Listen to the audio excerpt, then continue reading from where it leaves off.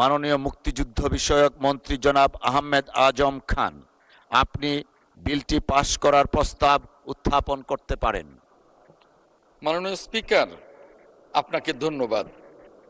আমি আহমেদ আজম খান, মুক্তিযুদ্ধ বিষয়ক মন্ত্রী, প্রস্তাব করিতেছি যে জুলাই গণঅভ্যুত্থানে শহীদ পরিবার ও জুলাই যোদ্ধাদের কল্যাণ ও পুনর্বাসন সহ গণঅভ্যুত্থানের মর্ম ও আদর্শকে রাষ্ট্রীয় ও জাতীয় জীবনে সুপ্রতিষ্ঠিত করা এবং ইতিহাস সংরক্ষণের উদ্দেশ্যে আনীত বিলটি জুলাই গণঅভ্যুত্থানে শহীদ পরিবার এবং জুলাই যোদ্ধাদের কল্যাণ ও পুনর্বাসন বিল 2026 মহান সংসদে উত্থাপিত আকারে পাশ করা হোক। মাননীয় স্পিকার, আপনাকে ধন্যবাদ। মাননীয় মন্ত্রী, আপনাকেও ধন্যবাদ।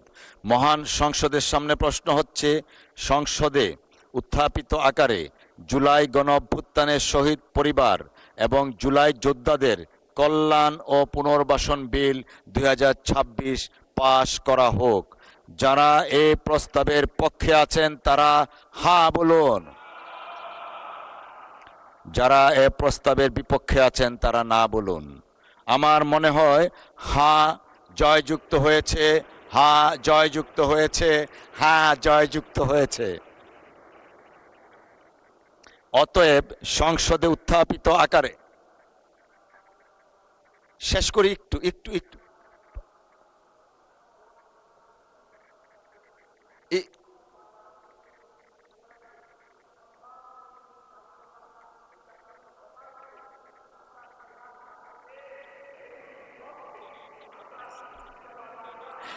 মাননীয় সদস্য, আমি এটা নোটিশ করেছি।